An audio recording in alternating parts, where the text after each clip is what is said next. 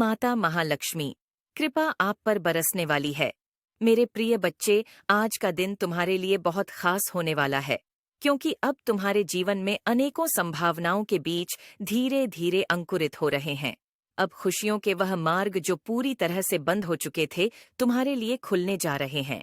तुम्हारे समक्ष अब विभिन्न प्रकार के अवसर होंगे, ऐसे अवसर जो तुम्हें बुलंदियों तक लेकर जाने वाले हैं।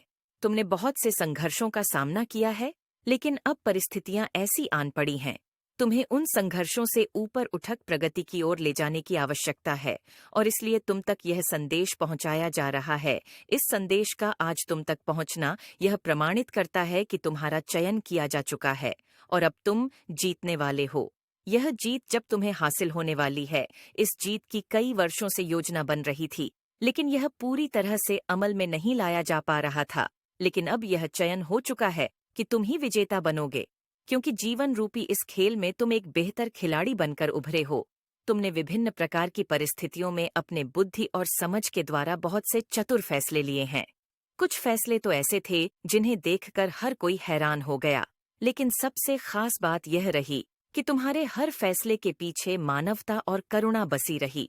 तुमने कभी भी मानवता और अपनी दयालुता को नहीं खोया, चाहे परिस्थिति कितनी हिंसात्मक क्यों ना हो। तुम्हारे मन से प्रेम का भाव उत्पन्न होता रहा, और यह तुम्हारी विजय का कारण बनने वाला है। मेरे प्रिय बच्चे, मनुष्य बहुत सी परिस्थितियों में आग बबूला होकर अपना आप खो देता है। उसे समझ में नहीं आता कि वह क्या फैसले ले, लेकिन तुम उनमें से नहीं हो।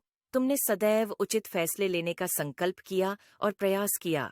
भले ही तुम्हें दुख का सामना करना पड़ा, लेकिन तुम अपने प्रयासों में सफल होते रहे।